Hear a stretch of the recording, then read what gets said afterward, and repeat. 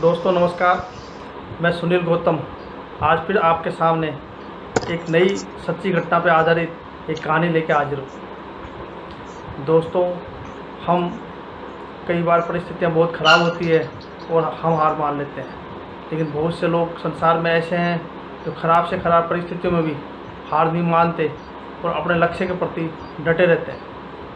आज मैं आपको एक ऐसी लड़की की कहानी सुनाता हूँ जिसने बिल्कुल विकट परिस्थितियाँ होने के बावजूद भी हार नहीं मानी और अपने लक्ष्य को प्राप्त किया।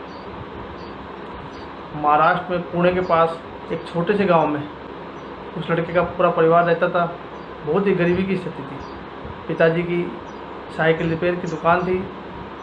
पिताजी की कुछ गलत आदतों की वजह से उनकी तबीयत खराब रहने लगी और वो बीमार रहने लगे और पूरे घर चलाने की जिम्मेदारी उसकी माँ पे आ गई। उसकी माँ सड़कों पे चूड़ियाँ बेचने लगी। वो लड़का अपने भाई के साथ मिलके माँ की मदद करने लगे। माँ और दोनों उसके बेटे सड़क पे चूड़ियाँ बेचते थे। उसी समय उस लड़के के पोलियो हो गया। दुर्भाग्य उनका पीछा नहीं छोड़ रहा था, पर वो लड़का पढ़ने में होशियार था। उसने पढ़ाई बंद नहीं करी, वो पढ़ता रहा। गांव में उसने 10वीं अच्छे नंबर से पास की। 10वीं के बाद में उसको पढ़ने के लिए दूसरे गांव जाना पड़ा और वो अपने चाचा के पास पढ़ने के लिए चला गया। जब वो 12वीं क्लास में था तब उसके पिताजी की मृत्यु हो गई। और दोस्तों, आप देखिए, गरीबी इतनी ज़्यादा कि उस लड़के के पास अपने चाचा के गांव से अपने गांव आने के लिए बस का किराया, जो कि मात्र 2 रुपये लगता था, वो भी देने के लिए नहीं था। खैर, वो अपने पड़ोसियों की मदद से अपने गांव पहुंचा और उसके बाद उसने 12वीं की परीक्षा दी और वो 88.5% नंबर लेके पास हुआ। उसका आत्मविश्वास और बढ़ा। उसने उसी समय 12वीं करने के बाद में एक शिक्षा शास्त्री का डिप्लोमा किया और अपने गांव में ही एक विद्यालय में पढ़ाने लगा।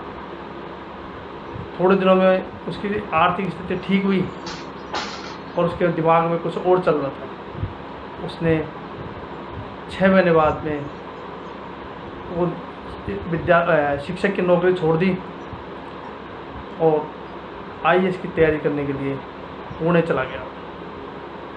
दोस्तों, उसने 2010 में IAS का एग्ज़ाम दिया, लेकिन सफलता उसको नहीं मिली। वो गांव आया। उसकी माँ ने गांव में कुछ लोगों से पैसे उधार लिए और उसको दिए। तो उसने जाते जाते गांव में सब लोगों को कसम बोल के गया कि जब तक मैं बड़ा अफसर नहीं बनूंगा तब तक मैं गांव वापस नहीं आऊँगा। और वो पुणे जाके खुद बिना किसी कोचिंग के IAS की तैयारी करने लगा। पूरी जी जान लगा दी उसने।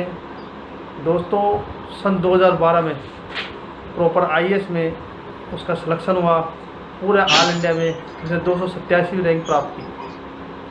दोस्तों, ये कहानी हमको ये बताती है कि आदमी अगर कुछ भी सोच ले तो वो उसको पूरा कर सकता है।